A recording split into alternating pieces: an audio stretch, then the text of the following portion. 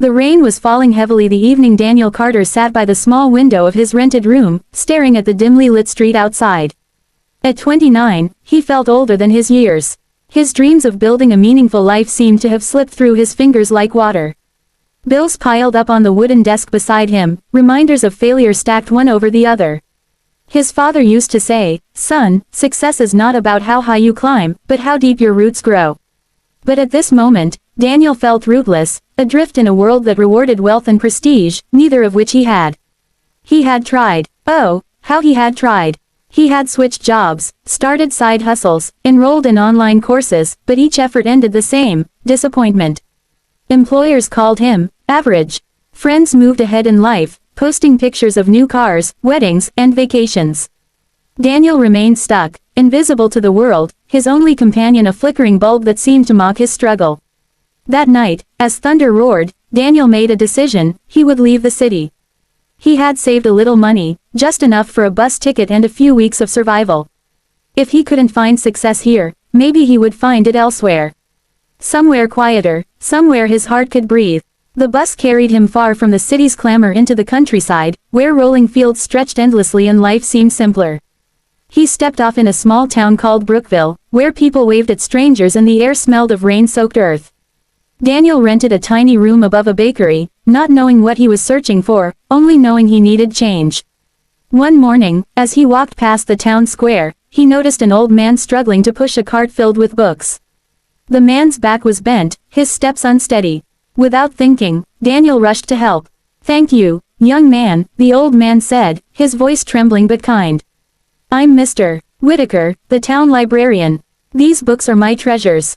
Daniel smiled politely, though inside, he wondered why he was wasting time helping strangers when his own life was falling apart. Still, something about Mr.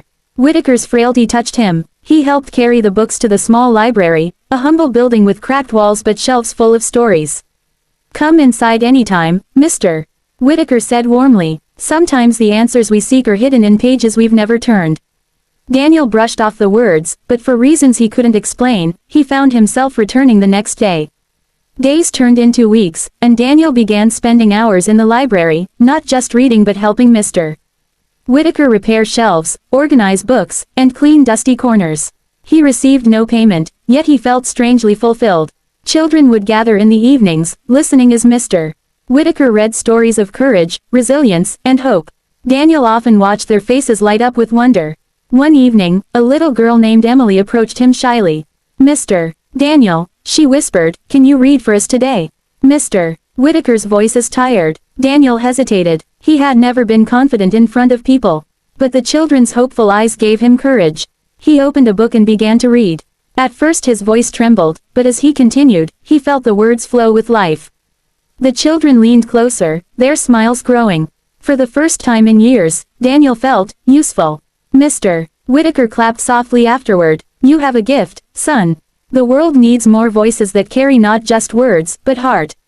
Daniel laughed nervously. "I don't even know what I'm doing with my life." The old man's eyes twinkled. "Perhaps success isn't about what you get, but about what you give." Over the next months, Daniel became a fixture at the library.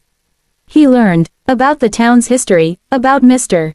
Whitaker's late wife who had built the library brick by brick, and about the struggles of the townsfolk who worked hard yet shared generously with one another. One snowy evening, as they sat by the fire, Mr. Whitaker said, "When I was your age, I chased riches. I thought success meant gold in the bank and respect from strangers. But after losing everything in a business crash, I came here. It was this library, and the children, that saved me. They taught me that the secret to success is not wealth, it is significance. Ask yourself, Daniel, what mark will you leave on others?"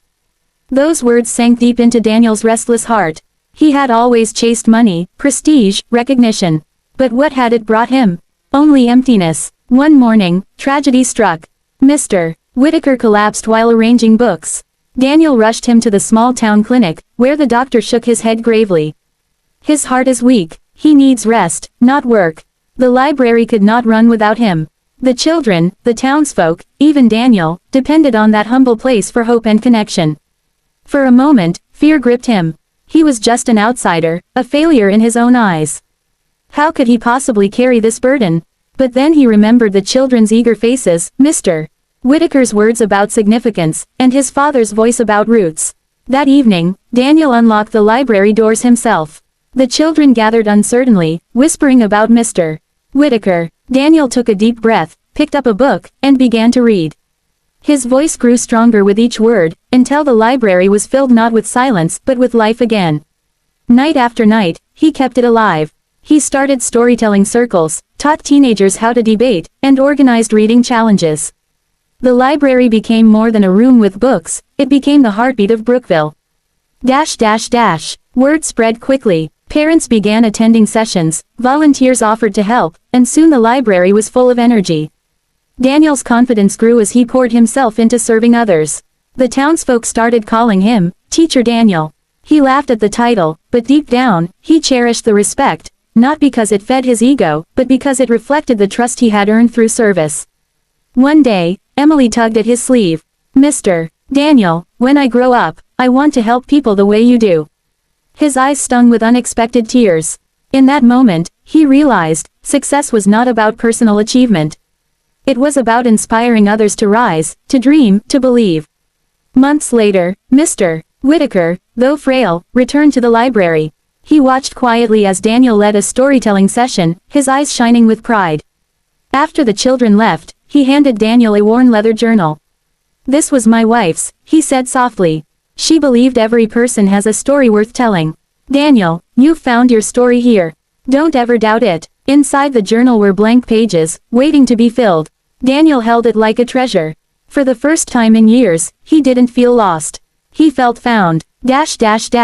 Years passed. Daniel transformed the small library into a community center that offered free classes, mentorship programs, and cultural events. Struggling students found guidance, lonely elders found companionship, and dreamers found courage. A local journalist visited one day and asked him, Mr. Carter, what's your secret to success? Daniel smiled, remembering the rain-soaked night he had almost given up, the kindness of an old librarian, and the laughter of children who gave him purpose. My secret, he said gently, success is not measured by what you earn for yourself, but by what you inspire in others. It is not about climbing ladders, it's about lifting people. That's the only success worth chasing. Daniel Carter never became a millionaire, nor did he appear on glossy magazine covers. Yet, in Brookville, his name became a synonym for hope. Generations of children grew up remembering the man who read them stories, taught them courage, and showed them that kindness was the greatest legacy. And when Daniel himself grew old, he often sat by the library window, watching young volunteers carry forward the work he once began. His life had not followed the path he imagined, but it had found something far greater, the joy of living for others.